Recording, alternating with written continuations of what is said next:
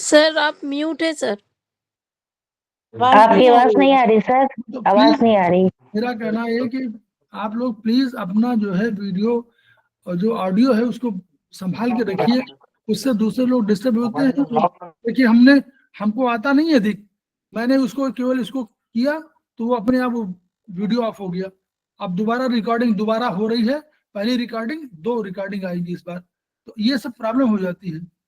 मुझे भी एक्सपर्ट मत मानिए कि मैं कंप्यूटर का आदमी नहीं हूँ, तो इसलिए प्लीज ये सब चीजों से होने थे, हमको खुद ही किसी को उधर रोकने में हमारा खुद ही चला गया है ना। कोशिश करिए कि आप लोग जो है सब, क्योंकि आपकी आवाज सुनाई पड़ती तो समझ में आता है कि आप झगड़ा कर रहे हैं, जबकि वास्तव में हो सकता झगड़ा ना कर रहे हो, लेकिन आपको लगता है बाहर के लोगों को कि झगड़ा कर रहे हैं। प्लीज अवॉइड करिए इसको। आप दूसरी वीडियो शुरू कर रहे हैं हम लोग। एनीवे सर एक मिनट, एक रिक्वेस्ट है सर, हम जूम पे भी कर सकते हैं। 40 मिनट की सर फ्री होती है, जैसे ही 40 मिनट होंगे वो अपने आप कट हो जाएगा, उसी लिंक में हम दोबारा ज्वाइन कर सकते हैं। उसका स्क्रीन बहुत बड़ा होता है और उसमें बहुत लोग ज्वाइन कर सकते होते हैं आराम से। इसमें स्क्रीन बहुत छोटा है तो सर पढ़ने में भी दिक्कत आ रही है और देखने में भी। वो किसी वजह से कहा हुआ, मान लीजिए 1 घंटे बाद हम करें तो क्या करेंगे मैडम? नहीं, वो बार बार 40 मिनट में अपने आप ऑटो जैसे कट होगा, हम फिर से उसी लिंक पे ज्वाइन हर कोई कर सकता है। वो अनलिमिटेड बार होता है 40 मिनट का। तो कितने उसके वीडियो बनाएंगे, रिकॉर्डिंग कितनी करेंगे बोलिए? अच्छा। 40 मिनट बाद वीडियो खत्म, अगला फिर 20 मिनट 40 मिनट के लिए फिर वीडियो, कितने वीडियो बनाएंगे? अभी इसमें हमारी सुविधा है कि हम 1 घंटे का वीडियो बना रहे हैं, फिर बंद कर देते हैं, फिर दोबारा चालू करते हैं। अच्छा सर, है ना, इसमें पैसा दे रहे हैं, हम समझ रहे हो, दे रहे हैं इसमें, ये अधिक सुविधाजनक है। ठीक है, ये सारे डिस्कशन भी रिकॉर्ड हो रहा है। हाँ हो रहा है, तो क्या करेंगे। ठीक है, एनीवे सजेशन है, ठीक है कोई बात नहीं, तो हम लोग चले आगे चलते हैं।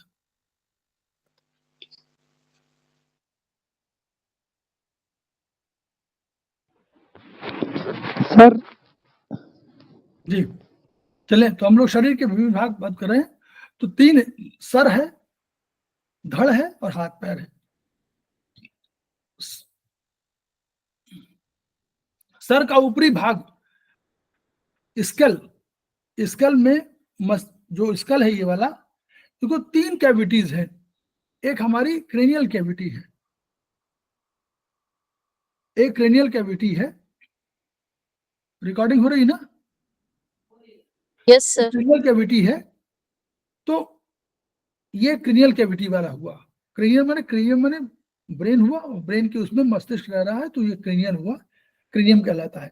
अब दूसरा हमारा चेस्ट वाला हुआ, तो ये थोरेसिक कैविटी के रूप में जाना जाता है। फिर उसके नीचे हमारा एब्डोमेन हुआ, तो एब्डोमिनल कैविटी के रूप में जाना जाता है। उसके पीछे हमारा पेल्विक कैविटी, बैक में हमारा स्पाइनल कैविटी है। ठीक, तो इस तरह का हमारा स्ट्रक्चर है। तो ऊपरी भाग में मस्तिष्क रहेगा। धड़ क्या है? मांसपेशियों के, ये वाला जो धड़, ये वाला धड़ है, इस जो है मांसपेशियों के आड़े पर्दे द्वारा 2 भागों में ऐसे बटा हुआ है, इसको डायफ्राम, इस मध्य पट को डायफ्राम कहेंगे। वो एक दोनों के, इस डायफ्राम का जो यूज है वो आपको जब आप सांस लेते हैं और खींचते हैं तब के लिए होता है। ठीक है, बाहर को खींचने और बाहर छोड़ने में। डायफ्राम के ऊपर का हिस्सा हमारा चेस्ट कहलाता है। इसमें 2 प्रमुख अंग हैं, या तो हृदय है, फेफड़े हैं। मध्य में क्या है? हृदय, जो फेफड़े दोनों तरफ है, उसके बीच में हृदय है, थोड़ा लेफ्ट साइड में टिल्ट करता हुआ। फिर उसमें से निकलने वाली आयोटा और ये ब्लड वेसल्स उससे निकलती हैं। तो जो लेफ्ट हृदय का जो निचला, देखिए लेफ्ट का राइट हिस्सा है, उस वाले में अशुद्ध रक्त रहता है और बाएं हिस्से में शुद्ध रक्त रहता है। ठीक है, दाएं में, राइट में अशुद्ध और बाएं में शुद्ध रक्त। तो अशुद्ध और शुद्ध का अर्थ क्या है? कि जिसमें ऑक्सीजन नहीं है वो अशुद्ध, और जिसमें ऑक्सीजन है वो शुद्ध। अब इस हार्ट के 4 चैम्बर होते हैं। ऊपर वाले के 2 जो चैम्बर है वो एट्रियम कहलाते हैं, नीचे वाले दोनों वेंट्रिकल कहलाते हैं। दोनों के बीच में एक दीवार होती है, ठीक है। अब जब पहले रक्त आता है तो राइट साइड में आता है, राइट साइड में आकर के वो ऊपर आकर के वेना कावा कहलाता है, मतलब वेन्स से निकल कर जो आती है वो सब बड़ी मिल जाती है तो वो वेना कावा बोलते हैं। तो वो इंफीरियर जहां शब्द का इस्तेमाल हो, समझे नीचे वाली, सुपीरियर माने ऊपर वाली, इंफीरियर नीचे वाली, सुपीरियर ऊपर वाली, दोनों वेना कावा मिलकर के राइट एट्रियम में आती हैं, फिर वहां से राइट वेंट्रिकल में चली जाती हैं। उनके बीच में एक ट्राइकस्पिड वाल्व होता है, ट्राइकस्पिड वाल्व होता है। वो ऊपर से नीचे तो आने देता है रक्त को, लेकिन नीचे से ऊपर नहीं जाने देता। फिर ये जब हमारा हार्ट पंप करता है, कॉन्ट्रैक्ट करता है, ऐसे करता है, संकुचन करता है, कॉन्ट्रैक्शन करता है, तो वो एक जो उनका वाल्व होता है, वो गेट होता है, वो खुल जाता है और उस वाल्व से चली जाती, कहां पर वो रक्त चला जाता है आपको शुद्ध होने के लिए। शुद्ध होने के लिए कहां जाएगा? लंग्स लेफ्ट एट्रियम में, लंग्स में, वो लंग्स में जाएगा, लंग्स में चला गया।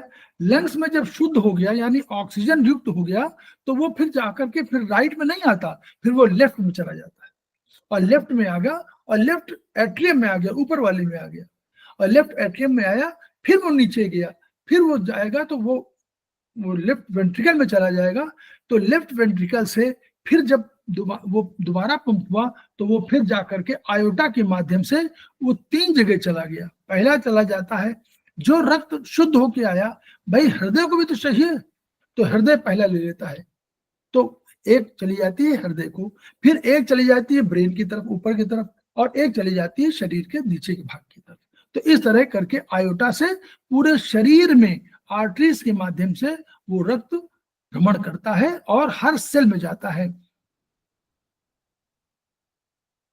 फिर एयर ट्यूब, जब हम भोजन लेते हैं तो एयर ट्यूब है, तो बाहर नलिका हमारी पीछे की तरफ होती है और बाहर की ओर हमारी श्वास नलिका होती है, ठीक है। डायफ्राम के निचले हिस्से को पेट या उदर कहते हैं, जो तो नॉर्मली जो है एब्डोमेन को ही पेट कहते हैं, तो अब स्टमक को पेट नहीं कहते, स्टमक तो माने आमाशय, पेट माने उदर कहते हैं उसको, एब्डोमेन को। तो पेट में दाहिनी तरफ डायफ्राम के ठीक नीचे त्रिभुजाकार लीवर स्थित होता है, लीवर से उसी नीचे पित्ताशय गालब्लैडर होता है, गालब्लैडर में जो यकृत में जो मतलब लीवर में जो हमारा बाइल जूस बनता है वो गालब्लैडर में आकर कंसंट्रेट होता है और स्टोरेज है, दोनों चीजें हैं। फिर बाईं ओर हम लेफ्ट में, लेफ्ट आमाशय है मतलब स्टमक है, और उसके बिल्कुल बगल में तिल्ली है, स्प्लीन, आमाशय के ठीक नीचे, और उससे जुड़ी हुई पैंक्रियाज, पैंक्रियाज का नाम अग्न्याशय है। अग्न्याशय आमाशय के नीचे आड़ी स्थिति में है, यूं करके एक पत्ती की तरह वो रहती है, और इन्हीं अंगों के पीछे किडनी रहती है, दाईं और बाईं किडनी होती है, और प्रत्येक उससे इसी गुर्दे से एक यूरेटर निकल करके मूत्राशय में आकर जुड़ती है। फिर आमाशय के निचले सिरे से शुरू होकर बड़ी आंत में ऊपरी हिस्से में, देखिए आमाशय के निचले हिस्से शुरू हुई तो उसके 3 भाग हो जाते हैं, जो छोटी आंत के 3 भाग हम लोग मानते हैं। नंबर 1 जो है में ड्यूडेनम होता है, फिर हमारा होता है जेजुनम, और तीसरा इलियम। ये जो है लगभग 6 मीटर, 6 से लेकर 7 मीटर तक हो सकती है, 3-4 मीटर से लेकर के 7 मीटर तक लगभग होती है। और ये उसी में यही छोटी आंत मुड़ी तुड़ी गुच्छे के रूप में रहती है, लंबाई इसकी अधिक होती है, लेकिन चूंकि चौड़ाई कम होती है इसलिए इसका आयतन जो है कम होता है, इसकी वजह से छोटी आंत कहलाती है। इसके निचले सिरे में जहां जब अंत में होती है जेजुनम से फिर एलियम जाती है, तो एलियोसीकल, सीकल एक जगह होती है, सीकल, तो एलियोसीकल वाल्व होता है, वहां पर सीकम से शुरू होती है हमारी बड़ी आंत, और फिर सीकम से जाकर के फिर ऊंचे जाते, वहीं पर अपेंडिक्स होता है, तो अपेंडिक्स के से शुरू होकर के फिर हमारी ये आंत ऊपर की ओर चली जाती है, और इसको हम लोग बोलते हैं एसेंडिंग कोलोन। तो कोलोन जब बात आती है तो हमको समझ लीजिए कि हम लोग बात करते हैं बड़ी आंत की। तो कोलोन के बाद फिर वो मुड़ती है, और मुड़ने के बाद जब वो स्प्लीन वो लीवर के आसपास मुड़ती है, फिर वो जाकर के आपको हो जाती है बिल्कुल सामने, हॉरिजॉन्टल हो जाती है, फिर वो नीचे उतरती है डिसेंडिंग कोलोन के रूप में, और फिर अंत में सिग्मॉइड कोलोन के रूप में होती है। तो 4 उसके हो गए, पहले असेंडिंग कोलोन, फिर ट्रांसवर्स कोलोन, फिर ट्रांसवर्स के बाद नीचे आपको मुड़ती है तो डिसेंडिंग कोलोन, और फिर आपको सिग्मॉइड कोलोन। इसके बाद आपका 3 भाग हो जाते हैं, जो एनएस अल्ट में एनएस होल और उनकी तरफ एनएल कैनाल की तरफ चली जाती है। ठीक, अब बड़ी आंत लगभग इसकी लंबाई 1.5 मीटर की 1.5-2 मीटर होती है। तो ये जो है, लेकिन इसकी चूंकि आयतन अधिक तो इसलिए बड़ी आंत कहलाती है। इसके सिरे, नीचे सिरे पर मलाशय है। फिर गर्दन और पीछे की तरफ जो है वर्टिब्रल कॉलम होता है। वर्टिब्रल कॉलम हड्डियों का बना होता है, तो ये हड्डियों से मिलकर होता है। जो हम बोलते हैं ना कि हमारा वर्टिब्रा, एक वर्टिब्रा, तो वो वर्टिब्रा जो है वर्टिब्रल कॉलम से हड्डी से बनता है। तो गर्दन में 7 होती है वर्टिब्रा, और चेस्ट में एरिया में 12 होती है, और उसके नीचे कमर में 5 लंबर, फिर सैक्रल, फिर और तब जाकर के हमारा कोसिक्स के पास सैक्रम होता है। सैक्रम के बाद फिर त्रिभुजाकार होती है। कुल मिला के 4 है, लेकिन वो एक गिनी जाती है। तो इस प्रकार लगभग 33 ही होती है।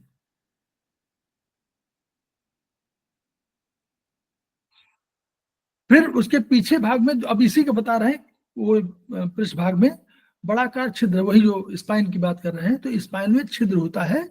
तो वो क्या होता है, यहां से ऊपर से जब निकलेगी तो स्पाइनल कॉर्ड में ऊपर से निकलेगी, एक फोरामेन कहलाता है, वो फोरामेन से निकलेगी, और तब स्पाइनल कॉर्ड और स्पाइनल कॉलम दोनों में अंतर है। स्पाइनल कॉर्ड नर्वस टिश्यू की बनी होती है, और स्पाइनल जो वर्टिब्रल कॉलम जो है वो बना होता है आपका रीढ़ की वो हड्डियों का। दोनों में अंतर है। मेरुरज्जु के दोनों सैकड़ों तंत्रिकाएं, वहां से फिर दोनों तरफ बहुत सी नर्व्स निकल करके शरीर के अंगों में जाती हैं और उनको स्टिमुलेट करती हैं। धड़ के ऊपरी भाग से 2 भुजाएं दाएं और बाएं हैं, और निचले हिस्से से दाएं और बाएं जांघ और पैर जुड़े हुए हैं। सारा शरीर त्वचा से ढका है। त्वचा के नीचे चर्बी या वसा की परत है, फिर उसके नीचे फाइब्रस टिश्यू है, और ये वही रक्त जो हमारे ब्लड वेसल्स हैं उनको घेरे रहता है। अब पेशियों के मध्य में, मसल्स के मध्य में जो है लाल और नीले रंग की नलिकाएं होती हैं। यही हमारी जो है वो वेसल्स हैं, ब्लड वेसल्स हैं। तो नीले रंग की नलिकाएं हृदय की ओर, ये हमारी वेन्स हैं, तो ये हृदय की ओर लग दी जाती हैं। इनका नीचे से ऊपर ले जाती हैं या ऊपर से नीचे जाती है, लेकिन ये हृदय की ओर जाती है, और हृदय से जो बाहर जा रही है वो लाल होती है। इनमें शुद्ध रक्त होता है।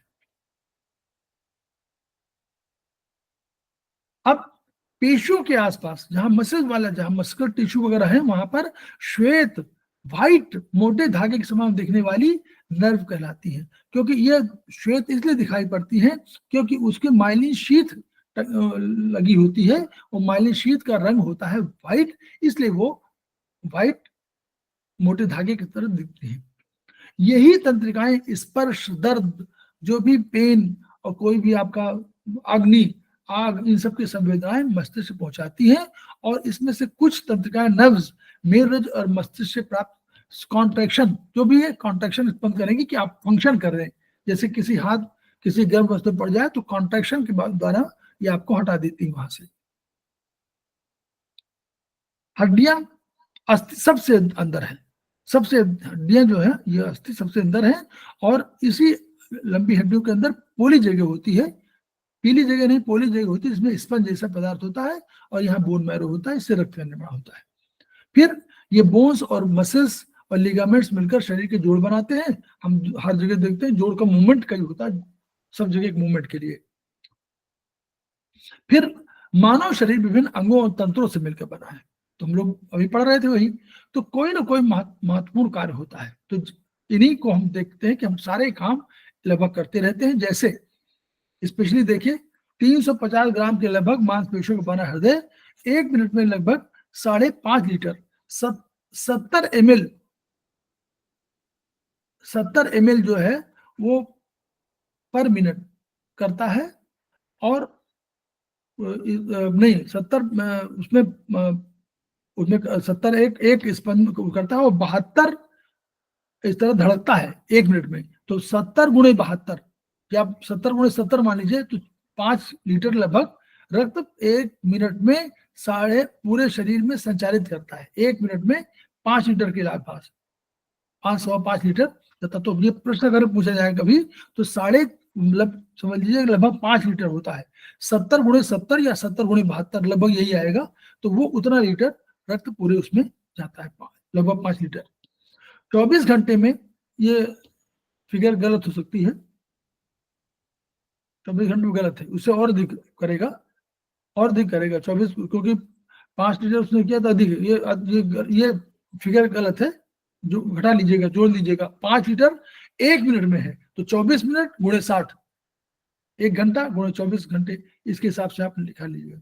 फिर किडनी 300 ग्राम के दोनों किडनी 1 दिन में, ये भी गलत है, 125 ml पर मिनट छानती है।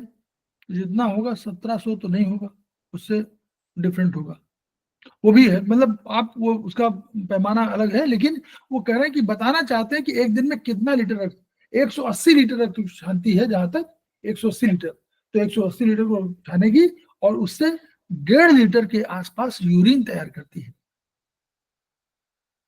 जब कभी अंग, हाँ, अब यही सिस्टम हम लोगों ने पहले बता दिया है। अब देखिए उन्हीं का सिस्टम का वर्णन है, हम लोग इसको थोड़ा पढ़ लेंगे ताकि हम लोग समझ में आएगा। सर्कुलेटरी सिस्टम ये क्या है? हृदय और रक्त नलिकाओं से मिलकर बना है, और इसमें पूरे, उससे पहले इसको कार्डियोवास्कुलर सिस्टम कहते हैं। ये हमारा ट्रांसपोर्टर है, ये हमारे रक्त को ट्रांसपोर्ट करने वाला है। और रक्त हमारा ऐसा टिश्यू है जो हमको शक्ति देता है, हमको गर्माहट देता है, हमको ऑक्सीजन देता है, हमको भोजन देता है। अगर ये ना हो तो भोजन नहीं मिलेगा, क्योंकि यही तो माइटोकॉन्ड्रिया बनाती है। तो अगर रक्त नलिकाओं को नापा जाए तो कई हजार किलोमीटर हो लंबाई होगी। हृदय विशेष प्रकार की मांसपेशियां हैं, जो स्केलेटल मसल्स हैं, आपने पढ़ा होगा ना, स्केलेटल मसल, स्मूथ मसल्स, ये स्पेशलाइज्ड स्मूथ मसल है। हार्ट वाला जो है ये नॉर्मल स्मूथ मसल्स नहीं है, ये स्पेशलाइज्ड तरीके का है। एक साथ सिंक्रोनाइजिंग इसमें कैपेसिटी होती है, एक साथ सिंक्रोनाइज करता है पूरे, इसलिए बहुत स्पेशलाइज्ड है और बड़ा हार्ड टाइप का है, जो जीवन भर चलता रहता है। पर्दे में दाएं बाएं, वही हम लोगों ने पढ़ा था भी। हृदय इन 2 भागों में कोई संबंध नहीं होता है, लेकिन दोनों भाग बटे होते हैं, बीच में वाल्व होते हैं जो एक और खुलते हैं। वही 4 हम लोग, हृदय में 4 प्रकोष्ठ होते हैं। हृदय के बाएं प्रकोष्ठों में शुद्ध रक्त होता है, दाएं में आपका, ये हम लोग पढ़ चुके हैं।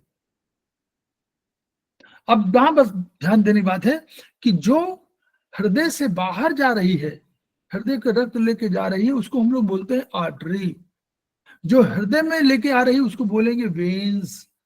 लेकिन केवल एक आर्टरी ऐसी है जिसमें अशुद्ध रक्त जाता है, उसका नाम है पल्मोनरी आर्टरी।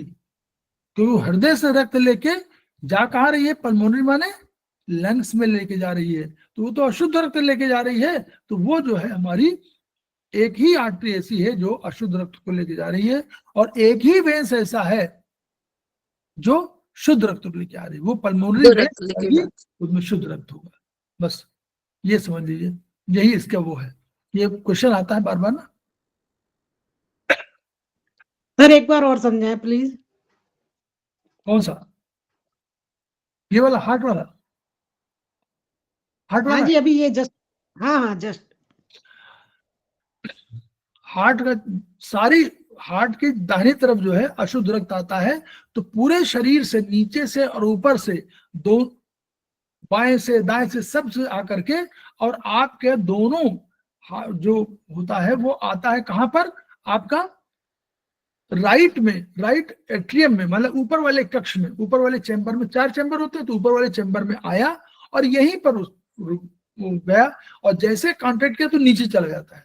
जब नीचे चला गया तो अगली बार जब हुआ तो वो बाहर निकल करके और उसमें उस पल्मोनरी आर्टरी के माध्यम, आर्टरी माने जो हार्ट से बाहर जा रही वो आर्टरी है, तो पल्मोनरी आर्टरी माने जो आर्टरी आपको लंग्स की ओर जा रही है, पल्मोनरी आर्टरी से अशुद्ध रक्त गया और वहां शुद्ध हो गया। जब शुद्ध हो गया यानी ऑक्सीजन से युक्त हो गया तो वो लौट के आया बाईं तरफ आया, फिर ऊपर चैम्बर में चला गया, उसको एट्रियम बोलते हैं। वहां से चैम्बर चला गया तो जैसे पंप हुआ वैसे नीचे चला गया। जब नीचे चला गया तो वहां से दोबारा जब पंप होगा तो वो ऊपर जा करके और आयोटा के माध्यम से, कहा वो आयोटा के माध्यम से, आयोटा अपने आप में महाधमनी है, तो आयोटा के माध्यम से वो चला जाता है। आयोटा के 3 भाग हो जाते हैं। तो पहला भाग चला जाता हार्ट में ही, हार्ट यहीं पर, उसको चाहिए रक्त, उसको भी चाहिए ना, तो उसके चाहिए रक्त चला गया। दूसरा चला गया ब्रेन की तरफ, ऊपर की तरफ इधर इस एरिया में, और तीसरा चला गया शरीर के एब्डोमेन में और सब भागों में। 3 तरह के बन गया और इस तरह पूरा शरीर। जब ये सब ऑर्गन्स को, सब सेल्स को अपना शुद्ध रक्त दे रहा था तो वहां पर हीमोग्लोबिन थी, हीमोग्लोबिन में ऑक्सीजन था। जब सबको दे चुका तो सबसे जो कहता है कि भैया कोई कूड़ा करकट हो तो हमको दे दीजिए, तो उन्होंने कार्बन डाइऑक्साइड और कूड़ा करकट जो भी हो सब दिया, अशुद्धियां जितनी ही दे दिया। तो जब उसका रंग नीला हो जाता है तो जब जो पहले इस शुद्ध रक्त का रंग जो स्कारलेट रेड था, इसका नोट कर लीजिए, स्कारलेट रेड, वो बाद में आगे चल करके अशुद्धियों के कारण पर्पल रेड हो जाता है, पर्पल रेड हो जाता है। ठीक है। तो बस यही सिस्टम फिर ऊपर आ जाता है। Okay sir. फिर आपका रेस्पिरेटरी सिस्टम है। अब ये क्या है, इसमें क्या है, इसमें नाक आएगा, ऊपर देखिए वह नाक है, फिर श्वास नली है, फिर दोनों फेफड़े इसमें है। अब ये डायफ्राम, इसमें सहायक कौन होते हैं, डायफ्राम सहायक होता है, चेस्ट सहायक होता है, और एब्डोमिनल मसल्स भी इसमें भाग लेती हैं क्योंकि वो भी तो कॉन्ट्रैक्ट एक्सपेंड करती है इसके साथ। तो फेफड़ों के भीतर और बाहर जाना। अच्छा, हार्ट वाले में नोट कर लीजिए एक छोटी सी पॉइंट, 0.8 सेकंड में एक चक्कर पूरा होता है उसका, 0.8 सेकंड में, ठीक है, 0.8 सेकंड में। अब देखिए फेफड़ों को भीतर और बाहर जाना और फिर बाहर आना, श्वसन कर, मतलब एक साइकिल कौन से पूरी होती है, जो पहले हमने लिया फिर हमने निकाला, ये एक साइकिल है। इसको जो पहले सांस लेते हैं उसको हम बोलते हैं इंस्पायरेशन, और जो हम लोग बाहर निकालते हैं उसको बोलते हैं एक्सपायरेशन। और इस इंस्पायरेशन और हार्ट के कॉन्ट्रैक्शन और एक्सपेंशन दोनों का कंट्रोलर मेडुला है। कौन है, मेडुला। ठीक है, नोट कर लीजिए। अब इंस्पायरेशन में केवल 1.2 सेकंड लगता है, कितना, 1.2 सेकंड। 1.2, और एक्सपायरेशन में 1.8 लगता है, तो कितना हो गया, 4 सेकंड। तीन हो गए, 1.8 1.2 3 हो गए। 1 सेकंड खाली रहता है, 1 सेकंड खाली रहता है, जिसको हम लोग अपने श्वास क्रिया से रोक करके और कर सकते हैं।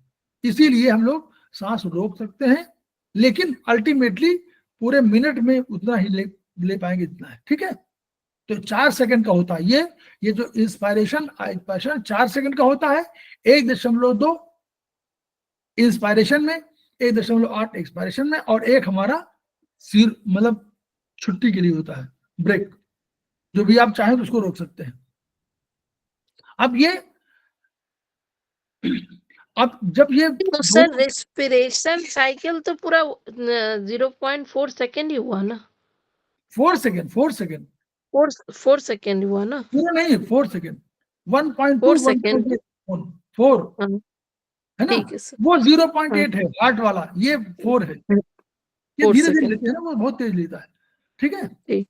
इसमें एक वाला जो हमारा, उसको हम कभी चेंज कर सकते हैं, इसीलिए सांस रोक लेते हैं हम लोग, कुछ लोग है ना वो करते हैं। अब जो भी इनका आना है, क्या हो, पहले इसने लिया ऑक्सीजन, ऑक्सीजन चली गई, ऑक्सीजन को दे दिया ब्लड को, और ब्लड से ले लिया कार्बन डाइऑक्साइड, और उसके साथ कुछ ह्यूमिडिटी ले लिया, और वाष्पशील हानिकारक पदार्थ ले लिया, और वो बाहर निकाल दिया। ये निकाल देता है आपको। इसीलिए शराब जो पीते रहते हैं उनके सांसों से निकल जाती है, नाक से निकल जाती है, और उसी तरह आपके उसमें बहुत सी ठंडक होती है, वो भी निकल जाती है, जल भी निकल जाता है। तो ठीक है, ये वाला 13 से 18 बार हम लोग 15 करीब होता है ना, 4 हुआ ना, 1 मिनट में कितना हुआ, 15 हम लोग कहा था, तो 15 चौको 60 हो गया, 4 मिनट हुआ ना, 4 सेकंड हुआ ना, 4 सेकंड में 15 चौक हुआ, तो 15 हो गया कि नहीं हो गया, 60 सेकंड में कितना हो गया, 15 हो गया। ठीक है, छोटे बच्चों में अधिक होता है, नवजात शिशु 40 लेता है। ये जब आप तेज चलते हैं तो आप अधिक सांस लेते हैं, जब आप आराम करते हैं तो आप कम लेते हैं। बस ये है, ये चेंज पर हो सकता है। अभी 5 मिनट और रोक लें, खत्म करें उस, बस एक्सक्रीटरी सिस्टम बहुत छोटा सा होगा। सर टाइम है तो अभी? हाँ अभी तो समय है, इसको बस ये वाला बता दें, बस आप लोग जो है तब अपना पढ़िएगा, किडनी वाला है ना। अब देखिए किडनी क्या करती है कि जो आपकी सारा डाइजेशन सिस्टम जो है वो क्या करता है, वो बड़े अणु से छोटा अणु बनाता है। तो इसमें तमाम क्रियाएं, मेटाबॉलिक क्रियाएं होती हैं, क्योंकि आपको एनर्जी चाहिए, तो उसी के लिए सब क्रियाएं होती हैं। तो कई हानिकारक और विजातीय द्रव्य, विष वाले टॉक्सिन जिसको बोलते हैं, वो इकट्ठे हो जाते हैं। अब उनको अगर नहीं निकालेंगे तो शरीर में पड़े रहेंगे। जैसे आप घर में क्या होता है, सफाई डेली करते हैं, और डेली आप कोई खाना वाना बचा हुआ सब दे दिया, वो चला गया। तो ये काम हम हमेशा आपको करना है, हम लोग को करना है। और इसके लिए हमारे पास जानते कौन सा मेरिडियन है, लिम्फ मेरिडियन हमारे पास। हम लोग अभी नहीं पढ़ेंगे, पढ़ेंगे लिम्फ मेरिडियन है इस वाले पर, ठीक है। उसको आप केवल मेथिक पट्टी लगाया करिए, धीरे धीरे समझ जाएंगे आप लोग, तो वो लगाइए तो भी। तो ये सफाई के लिए है। तो इस कार्य को शरीर के विभिन्न अंग, गुर्दे, फेफड़े, त्वचा, ये देखिए सब करते हैं, सब टॉक्सिन बनाते हैं। वो यकृत क्या करता है, कभी कभी वाटर के साथ मिला करके उसको निकालवाना चाहता है। किससे निकाल देगा, गुर्दे निकाल देंगे, किडनी निकाल देगी। तो शरीर के दोनों गुर्दे रक्त से हानिकारक, रक्त को छानने काम करते हैं। रक्त आया, और रक्त में जो मोटे अणु हैं, जो रक्त वाले हैं, आरबीसी, डब्ल्यूबीसी, ये सब रह गए, और जो हानिकारक यूरिया, यूरिकम नीचे चले गए। अब इनमें से भी वो अगर चाहता है, शरीर चाहता है, तो शरीर को मालूम है, तो पानी की मात्रा, पानी चली गई तो पानी की मात्रा चाहिए, तो पानी मात्रा सोख लेगा। पोटेशियम, सोडियम अगर चाहेगा तो छोक लेगा, नहीं तो जाने देगा, वेस्ट निकल जाएगा। तो अब देखिए त्वचा भी निकालती है, लार्ज इंटेस्टाइन क्या निकालती है, सॉलिड और लिक्विड दोनों, और गैस तीनों। याद करिए, LI लार्ज इंटेस्टाइन निकालती है सॉलिड, लिक्विड और गैस। लंग्स क्या निकालता है, सॉलिड नहीं निकालता, वो क्या निकालता है, गैस, और गैस वाली अधिकतर गैस, और कुछ जल, तरल, लिक्विड, नाक के माध्यम से सांस वगैरह होता है, वही जो वो है। तो कुछ तरल भी निकलता है। लेकिन त्वचा क्या निकालती है, त्वचा भी तो क्या निकालती है, कुछ आपको जल निकाल देगी, पसीना, और कुछ साल्ट वगैरह निकाल देगी, वो भी तो ठोस हुआ, तो साल्ट निकाल देगी। उसी तरह देखिए यकृत क्या करता है, वो खुद नहीं निकालता, वो निकाल करके पित्त को दे देता है, पित्त के माध्यम से ट्रांसफर करता है। पित्त जाता है गालब्लेडर में, गालब्लेडर जब आपका गया तो वो चला जाता है नीचे, और उसके बाद वो बाद में उसको क्या करते हैं, LI और किडनी दोनों निकाल देती है। ये ठीक है। फेफड़े भी कार्बन डाइऑक्साइड, कुछ वाष्पशील हानिकारक पदार्थ, अल्कोहल, अमोनिया इत्यादि को निकाल देते हैं। तो इस तरह सारे लोग, सब लोग सफाई के काम में बहुत लोग लगे हुए हैं। त्वचा निकालती है, पसीना निकाल देती है, साल्ट निकाल देती है, निकालती है ना। डाइजेस्टिव सिस्टम, बस 2 मिनट यही खत्म करें। डाइजेस्टिव सिस्टम हमारी वो मशीनरी है जो हमारे रक्त का निर्माण करती है। रक्त के निर्माण के लिए ये प्रारंभिक मशीन है। इस मशीन में कई चीजें हैं। देखिए क्या मशीन बनाते क्या हम लोग, देखिए हम लोग क्या बनाना होता है ये बताइए, इसमें बता दीजिए कौन क्या बनना है, शरीर को क्या चाहिए, क्यों सब सारा काम करते हैं हम लोग, शरीर को चाहिए क्या, ऊर्जा, एनर्जी। एनर्जी चाहिए ना, दौड़ते हैं, जैसे खाते हैं, पीते हैं, दौड़ते हैं, खेलते हैं, कूदते हैं, इसके लिए एनर्जी चाहिए। तो एनर्जी के लिए चाहिए क्या, ऑक्सीजन, तो ऑक्सीजन चाहिए। ऑक्सीजन के लिए कौन चाहिए, हमारे पास हीमोग्लोबिन, ठीक है। अब देखिएगा, अब ये क्या करता है पाचन तंत्र, ये बड़े अणुओं को छोटे अणुओं में विभक्त करता है, कार्बोहाइड्रेट को ग्लूकोज में, फैट को फैटी एसिड में, और प्रोटीन को अमीनो एसिड में, अमीनो। ठीक है। तो अमीनो एसिड तीन को कर दिया, यही काम इसका है। अब ये क्या करता है, उसके लिए लार ग्रंथियां हैं, अंडलिका है, आमाशय है, पक्वाशय है, क्लोम ग्रंथ, सभी आपके इसमें है। और ये क्या करता है, अंत में जा करके उससे बनाना है इसको अल्टीमेटली रक्त बनवाना है। कैसे बनाना, रक्त बनाना, पहले रक्त बना, ये तो रक्त बनाएगा। तो ये क्या करता है, यहां से लार, यहीं से, अब देखिए टॉक्सिन न चले जाए, मुंह से कीटाणु न चले जाए, इसलिए यहाँ पर जो आपका लार है उसका सलाइवा का जो पीएच है वो एसिडिक है, उसका क्या है, कितना है, 6.8 के करीब, 6.3 से लेकर 6.8 है, यानी एसिडिक है, 7 से कम होगा तो एसिडिक, तो वो एसिडिक हो गया ताकि जीवाणु ही मर जाए। फिर ये अंत में यहां से चला गया, और यहीं पर आगे न चला जाए इसके लिए एक यहीं पर दरवाजा होता है, ये यहीं पर, यहाँ पर दरवाजा होता है कि जब कोई बात इधर कोई आने लगे तो वो हार्ट की यहाँ पर होता है, आगे सांस नली ना, तो आगे सांस नली में न चला जाए, इसलिए वहां पर दरवाजा बंद हो जाता है, जैसे खाना खाते हैं, और ये चला था सड़क के पीछे और चला गया, यहाँ पर चला गया आमाशय। तो मुंह से लेकर के और आमाशय तक ये ग्रास नली सबका पूरा एरिया ये आमाशय से जुड़ा मानते हैं हम लोग, कौन, आयुर्वेद और चिकित्सा में। यहाँ नहीं मानता, यहाँ तो अलग मानता है, यहाँ आमाशय अलग वो अलग है, लेकिन हम लोग मानते हैं कि आमाशय का ही भाग है, ठीक। अब ये आमाशय में आ गया, स्टमक में आ गया, स्टमक में चर्निंग होती है, इसको चर्निंग हुई और 4 घंटे तक चर्निंग हुई, और इस आमाशय का लगभग 1.2 से 2 लीटर इसका आयतन है। यहाँ पर चर्निंग हुई, खूब मिलाया गया, यहीं पर मिला कौन सा, एक कोई लिक्विड मिलता है यहाँ, बहुत इंपॉर्टेंट लिक्विड, HCl, उसका पीएच हाईली एसिडिक होता है, इसको हम लोग बोलते हैं जठराग्नि। अब यहां से ये हुआ, तो जैसे ही अब देखिए यहां से मुंह से शुरू हुआ, तो मुंह से ही पाचन शुरू हो गया, और वहां कार्बोहाइड्रेट ग्लूकोज में कन्वर्ट हो गया, और यहाँ रोटी अगर आपने खाने लगे तो आपको मीठी लगने लगेगी, चबाइए केवल, लेकिन अल्टीमेटली यहाँ चर्निंग हो गई, चर्निंग में भी यहाँ कुछ सोखता है, कुछ मतलब एब्जॉर्प्शन हुआ, यही कार्बोहाइड्रेट वगैरह का।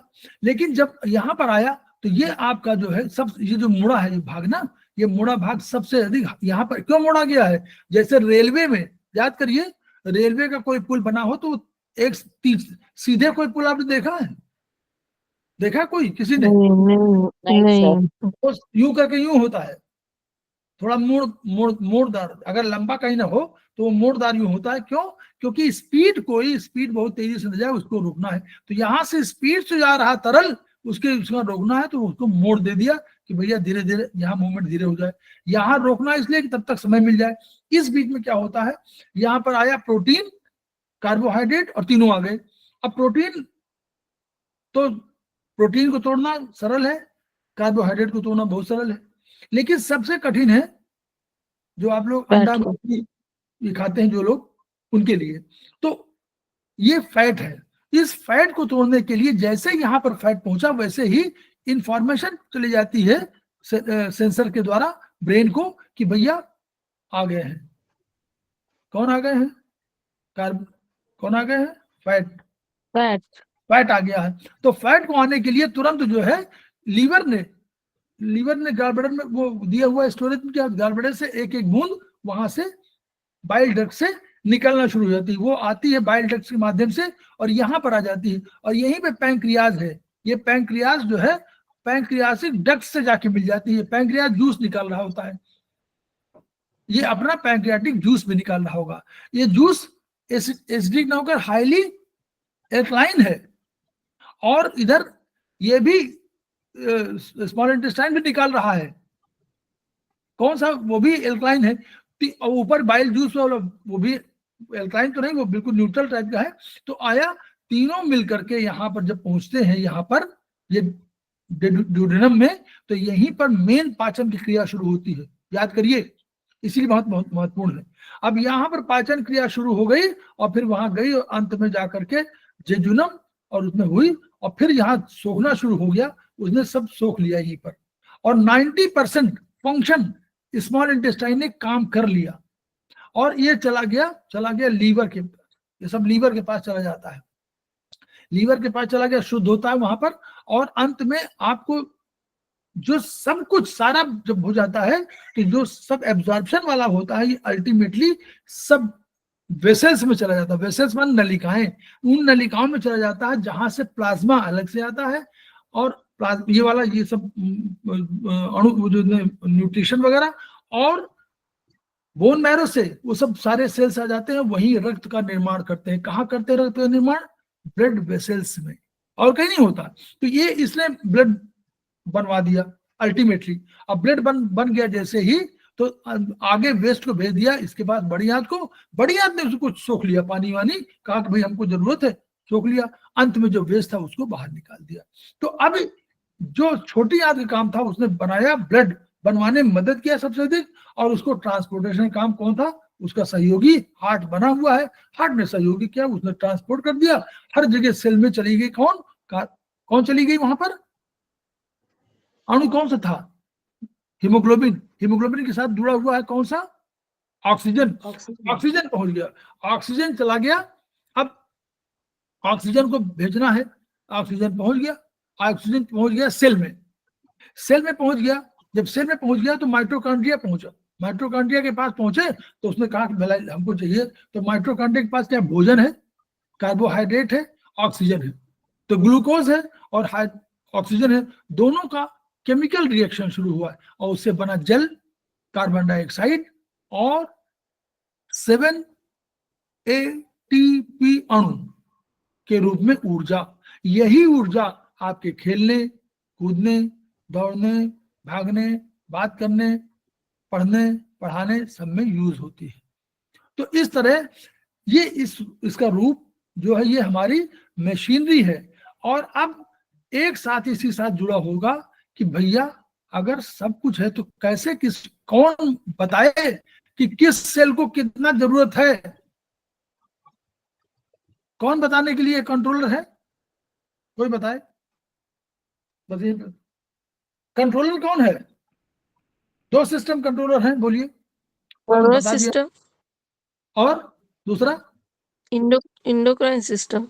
Yes, endocrine system. 2 कंट्रोलर हैं, endocrine system and nervous system. They are the controller, chief controller. और उसी को हम लोग चाइनीज में एक को ट्रिपल वार्मर के नाम से जानते हैं। वो ट्रिपल वार्मर जो है वो आपका इंडोक्राइन सिस्टम है। आगे पढ़ेंगे आप लोग, इसे अब न पढ़े, अगली बार पढ़ेंगे, लेकिन पढ़ेंगे कि वो इंडोक्राइन सिस्टम का हमारा कंट्रोलर है। वो क्यों? उसी को तो मालूम है कि किसको कितना काम करना है, किसको रोकना है, कितना। और इंडोक्राइन सिस्टम के कंट्रोलर और ब्रेन का कंट्रोलर दोनों का एक और अंग है, ब्रेन का ही छोटा सा पार्ट है, उसका नाम बता दो Pratima Rai. Hypothalamus. Yes, hypothalamus, very good. This is, ऐसे स्टडी करिए, वो हाइपोथैलेमस है, वो दोनों को, तीनों को। एक और है ANS, ऑटोनॉमिक नर्वस सिस्टम, उसका भी कंट्रोलर है। तो वो ब्रेन का कंट्रोलर है, नर्वस सिस्टम कंट्रोलर है, कंट्रोलर है एंडोक्राइन सिस्टम का, और ऑटोनॉमिक नर्वस सिस्टम का कंट्रोलर है। इसलिए वो बहुत सबसे बड़ा है। और वो हाइपोथैलेमस को कहाँ हम लोग रखा है आयुर्वेद में? लेफ्ट में sir, left thumb, left thumb बात ज्वाइंट में रखा हुआ, और उसका आपके 20 उसका पॉइंट है, और यहाँ पर ये है। 2 आपको मालूम हो गए। ऐसे धीरे धीरे यूज करिएगा। इन सब का प्रयोग जब करेंगे आपको बहुत आनंद आएगा। तो हम लोग जो है ये वाला चैप्टर आज यहीं पर खत्म करते हैं।